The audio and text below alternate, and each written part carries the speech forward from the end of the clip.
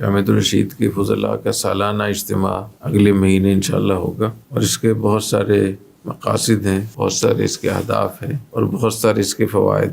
ان مقاصد، اہداف اور فوائد کا تعلق ہماری نجی زندگی سے بھی ہے۔ جو ہمارے فضلاء ہیں ان کی نجی زندگی، شخصی زندگی وہ ٹھیک ہو، بہتر ہو، روحانیت ہو، تعلق مع اللہ ہو، اور ان کی اجتماعی زندگی بھی فائدہ مند ہو، اسلام کے لیے، مسلمانوں کے لیے، اس ریاست پاکستان کے لیے، دینی مدارس کے لیے، معاشرے کی اصلاح کے لیے وہ اپنی خدمات پیش کر سکے۔ اس حوالے سے ان کی کارگزاریاں بھی ہوتی ہیں، ان سے کارگزاریاں سنی جاتی ہیں، اور کارگزاریاں انفرادی بھی سنی جاتی ہیں، اجتماعی بھی، عمومی بھی اور خصوصی بھی، لکھ کر بھی اور زبانی بھی۔ کارگزاریاں سن کر ان کو مشورے دیے جاتے ہیں، ان کی حوصلہ افزائی کی جاتی ہے، اور ان سے مشورے بھی لیے جاتے ہیں، ان سے معلومات لی جاتی ہیں، اور ان کی کارگزاریوں سے اور ان کے مشوروں سے جامعۃ الرشید کی جو مقاصد ہیں ان میں بہتری آتی ہے، جو اہداف ہیں ان میں بہتری آتی ہے، جامعۃ الرشید کی جو پالیسیاں ہیں ان میں بہتری آتی ہے۔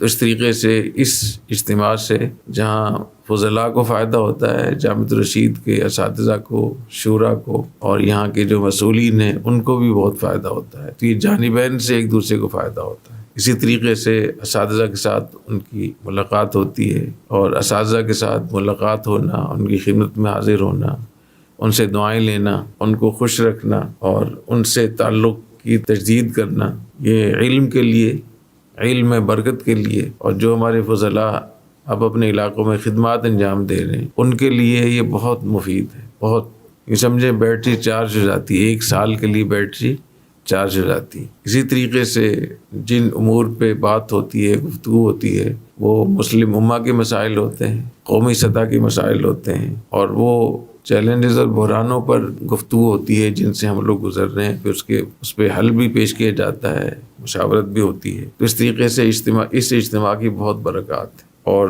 بہت بڑا مقصد اس اجتماع سے یہ بھی ہے کہ جب طلباء یہاں سے جو لوگ فارغ ہوتے ہیں تو 3 عہد ان سے لیے جاتے ہیں۔ پہلا عہد یہ لیا جاتا ہے کہ وہ عہد کریں کہ اپنے نظریات اور عقائد جمہور اہل سنت والجماعت اور سلف صالحین کے مطابق رکھیں گے، کسی بھی حالت میں جمہور اہل سنت والجماعت سے، سلف صالحین کے عقائد اور نظریات سے باہر نہیں جائیں گے۔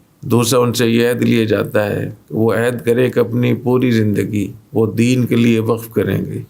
اگر کسی مدرسے میں پڑھائیں گے تو دین کے لیے، کاروبار کریں گے کسی اسکول میں، کالج میں، یونیورسٹی میں، کہیں بھی اگر وہ ملازمت کریں گے تو یہ ملازمت بھی دین کے لیے ہوگی، اقامت دین کے لیے، اعلاء کلمت اللہ کے لیے، احیاء دین کے لیے۔ قل ان صلاتي ونسكي ومحیاي ومماتي للہ رب العالمین۔ اور تیسرا عہد ان سے لیا جاتا ہے کہ وہ کسی قیمت پر بھی مسلمانوں کے درمیان اختلاف و انتشار کا ذریعہ نہیں بنیں گے، اجتماعیت کو فروغ دیں گے، اور کسی قیمت پر بھی مسلمانوں میں آپس میں افتراق و انتشار کا ذریعہ نہیں بنیں گے۔ تو یہ 3 عہد ان سے لیے جاتے ہیں، اور جب سالانہ اجتماع ہوتا ہے فضلاء کا تو اس عہد کی تجدید ہوتی ہے۔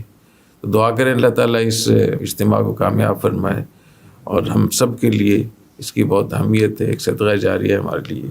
اللہ تعالیٰ اس کو قبول فرمائے۔ سبحانک اللہم بحمدک، اشہد ان لا الہ الا انت، استغفرک و اتوب الیک۔